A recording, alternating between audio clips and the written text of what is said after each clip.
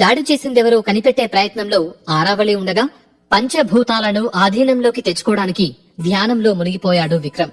ధ్యానంలో ఉన్న విక్రమ్కి నీ శరీరం పంచభూతాల సమ్మేళనం, నీ ఆత్మకు శరీరం అవసరం కాని నీ శరీరం అన్నది కేవలం ఒక తోడు మాత్రమే అని మాటలు వినిపించాయి. ఆ మాటల అర్థం ఏంటని ఆలోచిస్తూ ఉంటే ఎన్నో ప్రశ్నలు మెదలాయి. ఆత్మకి శరీరం అంత ముఖ్యమా అన్న ఆలోచన విక్రమ్ మనసులోకి రాగానే, విక్రమ్, శరీరం కంటే ఆత్మశక్తి గొప్పది. ఈ మర్మం నీకు తెలిసిన రోజు ఆత్మశక్తి ఎలా ఉంటుందో, పంచభూతాలను ఎలా అదుపులో పెట్టగలవో అర్థమవుతుంది అని వినిపించింది. ఆ మాటలు ఎక్కడ నుండి వచ్చాయో, అదెవరు చెబుతున్నారు అనేది విక్రమ్ ఆలోచించలేదు. అతని ఆత్మ నశించకుండా ఇప్పటికీ పదిలంగా ఉంది కాబట్టే ఎన్ని సంవత్సరాల తరువాత ఈ శరీరంలోకి తిరిగి వచ్చాడు. అంటే వీటి వెనుక ఏదో తెలియని శక్తి ఉందని, అదే తనని నడిపిస్తుందని బలంగా నమ్ముతున్నాడు. అందుకే వినిపించిన ఆ మాటలలో అంతరార్థం ఆలోచిస్తూ ఉన్నాడు. కొన్ని క్షణాలకి ఏదో సమాధానం దొరికినట్టు చిన్నగా నవ్వాడు. శరీర విసర్జన విద్య అనే ఆలోచన అతనికి గుర్తొచ్చింది. ఇది ప్రస్తుత పరిస్థితుల్లో అతని శక్తికి మించిన పని. పైగా విక్రమ్ తన గత జన్మలో ఒక్కసారి మాత్రమే ఇది చేశాడు.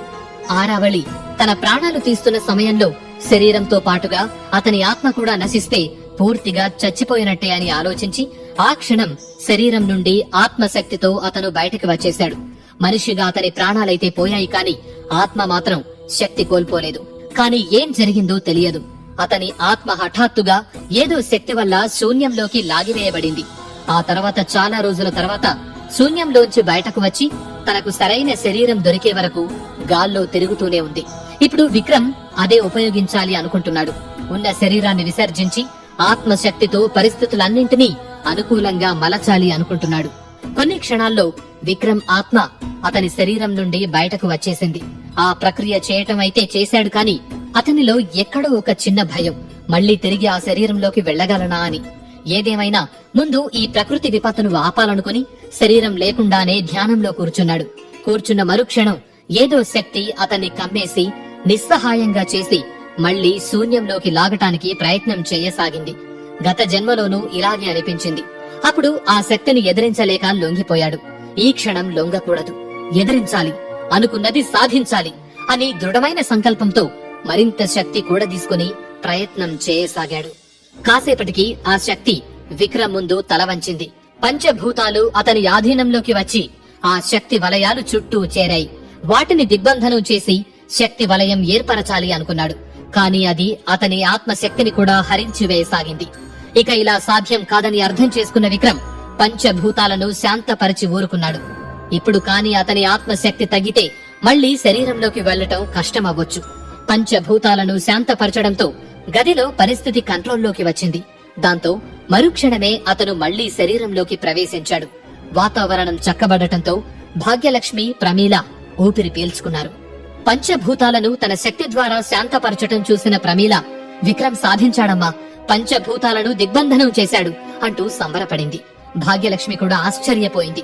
కాని అంతలోనే ఆమెకు ఆలోచన వచ్చింది. ప్రమీల, మన మీద నిఘా ఉంది కదా, ఈ విషయం బయటకు తెలియకుండా ఉంటుందంటావా అని గాబరా పడుతూ అంది భాగ్యలక్ష్మి. తెలియకుండా ఎందుకుంటుంది, తెలుస్తుంది, అయినా మంచిదే కదా, మీరెందుకు భయపడుతున్నారు? ఇప్పటికైనా రాజుగారిని కలిసి మాట్లాడడం మంచిది అంది ప్రమీల. నీకు తెలియనిదేముంది ప్రమీల, రాజుగారి ఆరోగ్య పరిస్థితి వల్ల ఇప్పుడు ఏ సమస్యను కూడా ఆయన దాకా చేర్చకూడదని చెప్పారు కదా వైద్యులు. పైగా అక్కలు నన్ను ఆయన దాకా వెళ్లనివ్వటం లేదు. నా వల్లే ఆయన ఆరోగ్యం చెడిపోయిందని నింద మోపారు అని బాధగా అంది. కాని ఇంకా మౌనంగా ఉండటం మంచిది కాదు కదమ్మా. ప్రొద్దున మీ మీద దాడి జరిగింది, అది రాజ్యంలోని వారి పని అని అర్థమవుతుంది. పైగా రేపటి నుండి మనకొచ్చే బట్టలు కాని భోజనం కాని కోట నుండి పంపకుండా అడ్డుకున్నారు అంది ప్రమీల. చూద్దాం, అన్ని రోజులు ఒకేలా ఉండవు కదా అని అంది భాగ్యలక్ష్మి. ఇవన్నీ చాటుగా వింటున్న విక్రమ్ తన తల్లికి ఉన్న సహనం చూసి ఆశ్చర్యపోయాడు. ఆమె ముఖంలో సంతోషం చూడ్డానికైనా శిక్షణ ముగించి విజయం సాధించాలి అనుకున్నాడు. అయితే కళావతి ఏర్పాటు చేసిన వేగులు ఇదంతా గమనించి వెంటనే కళావతి దగ్గరకు వెళ్లి పంచభూతాలను దిగ్బంధనం చేసిన విషయం గురించి, విక్రమ్ శక్తి గురించి మొత్తం చెప్పారు. అంతా విన్న కళావతి ఆశ్చర్యపోయింది. విక్రమ్ అప్పుడే పంచభూతాల దిగ్బంధనం వరకు ఎలా వచ్చాడు, అతనికి అంత శక్తి ఎలా వచ్చింది అని ఆలోచించి వేగువైపు చూసి ఒక వరహాల మూట అతనికిచ్చి పంపింది. ఇదిలా ఉంటే ఆరావళి పిలుపు అందుకున్న రాజ్యంలోని సైన్యం ఆఘ మేఘాల మీద ఆరావళి చెప్పిన ప్రదేశం వైపు బయలుదేరారు. ఆ ప్రదేశానికి మరికొద్ది సేపట్లో చేరుకోబోతూ ఉండగా ఆమె నుండి మరో సందేశం వచ్చింది. దాంతో ఆ సైన్యం 4 భాగాలుగా విడిపోయి రకరకాల మార్గాల ద్వారా అర్ధ చంద్రాకారంలో ఆమె చెప్పిన వారి కోసం వెతుకుతూ వెళ్లసాగారు. ఇదంతా గమనిస్తున్న సేతుపతి, మీరు పంపిన సందేశం నాకేమీ అర్థం కాలేదు దేవి అని అన్నాడు. అతని వైపు చూసి చిన్నగా నవ్విన ఆరావళి, మన మీద దాడి చేసిన వాళ్లు ఈ చుట్టుపక్కల వాళ్లైతే కాదు, ఖచ్చితంగా బయట నుండి వచ్చి ఇక్కడికి దగ్గరలో ఉండి దాడికి పన్నాగం పన్ని ఉంటారు. వాళ్లు మన నుండి తప్పించుకోకుండా అన్ని దారుల్లో మన వాళ్లని వెళ్లమని చెప్పాను అని చెప్పింది. సేతుపతి మనసులో ఒక అనుమానం మెదిలింది. ఒకవేళ వాళ్లు అటువైపు కాకుండా మన వెనుక రాజ్యంలోకి వెళితే అని ఆరావళిని అడిగాడు. అతనికి సమాధానం చెప్పకుండా చిన్నగా నవ్వింది ఆరావళి. అతనికి వచ్చిన అనుమానం నిజమే. ఆరావళి గురించి ఆలోచించి మిగిలిన వాళ్లను తీసుకుని రాజ్యం వైపు బయలుదేరాడు ఆ నాయకుడు. కాని ఆరావళి గురించి అతను అక్కడే తక్కువ అంచనా వేశాడు. సూర్యోదయం అవగానే ఆరావళి దగ్గరికి వెళ్లాలని కళావతి సిద్ధమైంది. అదే సమయంలో విక్రమ్ గురించి ఆలోచిస్తూ ఉంది భాగ్యలక్ష్మి. అంతఃపురం నుండి బట్టలు, భోజనం రాకపోతే ఇప్పుడేం చెయ్యాలి? ఇప్పటికిప్పుడు ఎవరు సాయం చేస్తారు అని ఆలోచిస్తూ ఉండగా ఆమెకు తన అన్నయ్య బండారి గుర్తొచ్చాడు. దాంతో వెంటనే ప్రమీలను, విక్రమ్ను తీసుకుని అన్నయ్య దగ్గరకు బయలుదేరింది. గుర్రపు బండిలో అరగంట ప్రయాణం చేసిన తర్వాత బండారి ఇంటికి చేరుకున్నారు. బండి దిగిన విక్రమ్ తన కళ్ల ముందు కనిపిస్తున్న భవంతిని చూసి, ఇక్కడికి ఎందుకొచ్చామమ్మా అని అడిగాడు. నిజానికి ఆ ఇల్లు ఎవరిదనేది విక్రమ్ కి తెలియదు. కాని అలా అడిగితే అమ్మకు అనుమానం రావచ్చని అదెవరి ఇల్లని అడగకుండా ఎందుకొచ్చామని అడిగాడు. ఆ మాటలకు విక్రమ్ వైపు ఆశ్చర్యంగా చూసిన భాగ్యలక్ష్మి, ఎందుకంటావేంట్రా, మీ మామయ్యను కలవటం కోసం అని చెప్పింది. అప్పుడే ఆ ఇంటి వైపు మరోసారి పరిశీలనగా చూశాడు. మామయ్య ఇల్లు ఇంత పెద్దగా ఉందంటే అమ్మమ్మ వాళ్లు మంచి పేరున్న కుటుంబమే అన్నమాట. మరి అమ్మ ఇన్ని కష్టాలు పడుతున్నా ఎవరూ సాయం చేయట్లేదేంటి అనుకుంటూ ఆ భవంతిలోకి వెళ్లటానికి ముందుకు కదిలాడు. వాళ్లలా లోపలికి వెళుతుండగా ఒక పనివాడు వచ్చి వాళ్లను మధ్యలో ఆపేశాడు. క్షమించాలి, అయ్యగారు చెప్పనిదే ఎవరినీ లోపలికి అనుమతించము అని అతనన్నాడు. ఆ మాటలు వినగానే విక్రమ్ రక్తం మరిగింది. ఈ ఇంటి ఆడబిడ్డ, పైగా నందరాజ్యానికి రాణి, అలాంటి మనిషిని అడ్డగించే సాహసం ఎలా వచ్చింది అని మనసులో అనుకుంటూ అతని వైపు కోపంగా చూస్తుండగా మధ్యలో కల్పించుకున్న ప్రమీల, పనివాడివి పనివాడిలా ఉంటే మంచిది, వచ్చిందెవరో తెలుసు కదా అని అంది కోపంగా. క్షమించాలి, నేను ఇక్కడ పనివాడిని మాత్రమే, మా యజమాని మాట నేను దాటలేను అతను తల వంచుకొని అన్నాడు. ప్రమీల మళ్లీ ఏదో మాట్లాడబోయింది. అప్పుడే అతన్ని అనటానికి ఏముంది ప్రమీల, నా కర్మ అంతే అని బాధతో అంది భాగ్యలక్ష్మి. ఈలోపు లోపల నుండి వచ్చిన ఒక మనిషి వారిని లోపలికి వదలండి అంటూ వాళ్లను లోపలికి తీసుకెళ్లి అతిథుల గదిలో కూర్చోబెట్టాడు. సొంత ఇంటిలో పరాయి దానిలా అతిథుల గదిలో కూర్చుని ఉండటం ఆమెకు మరింత బాధ కలిగించింది. అంతలో, ఎందుకొచ్చావ్ అంటూ అరుస్తూ అక్కడికి వచ్చాడు బండారి. ఆ మాట వినగానే భాగ్యలక్ష్మి ముఖం మాడిపోయింది. అదేంటన్నయ్యా అలా అంటావ్, ఎందుకు వచ్చానో నీకు తెలియదా అని పైకి లేచి ఆయన దగ్గరకు వెళుతూ అంది భాగ్యలక్ష్మి. రావాల్సిన అవసరం లేదని చెబుతున్నా అంటూ భాగ్యలక్ష్మి ఎదురుగా కూర్చున్నాడు. అలా అంటావేంటన్నయ్యా, ఇప్పుడు విక్రమ్ వీరముద్ర సాధించాడు, పైగా పూర్తి ఆరోగ్యవంతుడిగా ఉన్నాడు. ఇలాంటి సమయంలో ఎందుకు పెళ్లి రద్దు చేయాల్సి వచ్చిందో అడగాలని వచ్చాను అంది.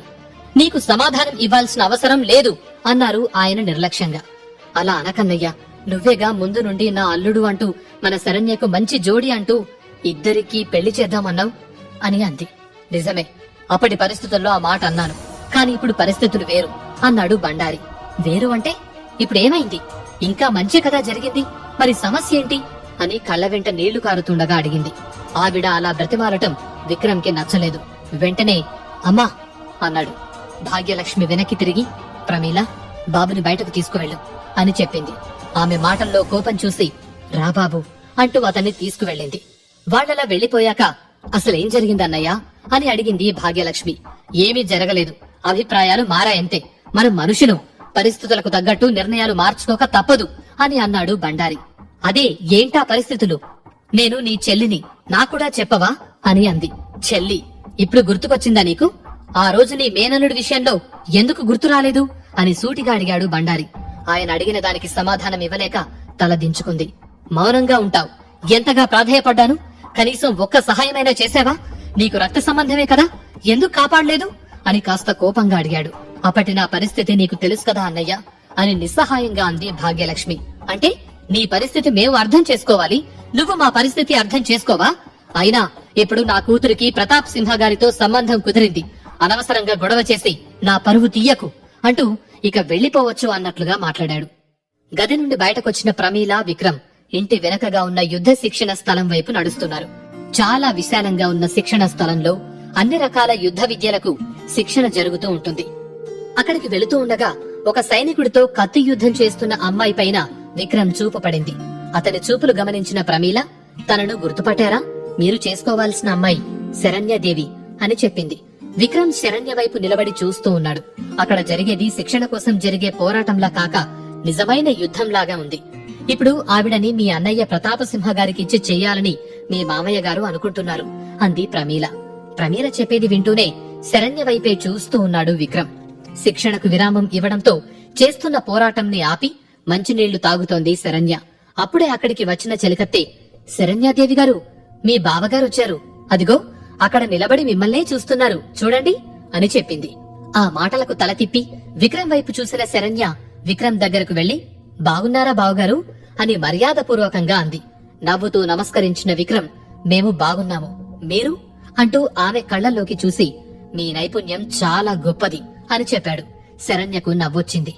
ఎందుకంటే కనీసం సరిగ్గా నడవలేనివాడు తన నైపుణ్యం గురించి మాట్లాడుతున్నాడని ఆమె అనుకుంది. అందుకే అలా నవ్వుతూ, మీకు వీరముద్ర వచ్చిందని విన్నాం, మీలో కూడా నైపుణ్యం పెరిగినట్లుంది, అలా చూస్తూ కూర్చోకపోతే అక్కడ కనిపించే యోధులతో పోరాడవచ్చు కదా, కనీసం కత్తి పట్టుకోవటం ఎలాగో తెలుస్తుంది అని వెటకారంగా అంది. అది అర్థం చేసుకున్న విక్రమ్, తప్పకుండా, కాని వాళ్లతో ఎందుకు, పోరాటం మీతో చేస్తే ఇంకా బాగుంటుంది కదా అని అన్నాడు. బాబు అంటూ మధ్యలో కల్పించుకోవాలి అనుకుంది ప్రమీల.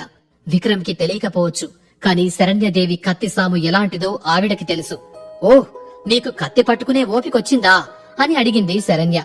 ఆమె మాటలకు చుట్టూ ఉన్న వారందరూ పగలబడి నవ్వారు. ప్రమీలకు తల కొట్టేసినట్టయింది. కాని విక్రమ్ పెదవుల్లో చిరునవ్వు చెదరలేదు. ఇద్దరూ రంగంలోకి అడుగుపెట్టారు. అందరూ చుట్టూ చేరి విక్రమ్ ను గేలి చేస్తూ నవ్వుతూ ఉన్నారు. శరణ్య ఒక కత్తిని తీసుకుని దాన్ని విక్రమ్ వైపు విసిరింది. దాన్ని అందుకునే క్రమంలో చేయి పైకెత్తాడు విక్రమ్. కాని అది చేతికి చిక్కకుండా నేల మీద పడింది. దాంతో అందరూ నవ్వుకోసాగారు. చుట్టూ చూసిన విక్రమ్ అలాగే నవ్వుతూ కిందకి వంగి కత్తిని తీసుకుని దానికి నమస్కరించి ఎడం చేత్తో పట్టుకున్నాడు. అది చూసిన అక్కడున్న వాళ్లు హేళన చేస్తూ, ఓ జగదేక వీరా, ఏ చేత్తో కత్తి పట్టుకోవాలో కూడా తెలీదా, కుడి చేత్తో సామి అని అన్నారు. అయినా కూడా విక్రమ్ ఏమీ అనకుండా కత్తిని కుడి చేతిలోకి తీసుకుని సిద్ధం అన్నట్లు శరణ్య వైపు చూశాడు. అంతే, విక్రమ్ మీదకి దూసుకొచ్చింది శరణ్య. ఇప్పుడు ఏం జరగనుంది? మేనల్లుడి విషయంలో భాగ్యలక్ష్మి చేసిన తప్పేంటి?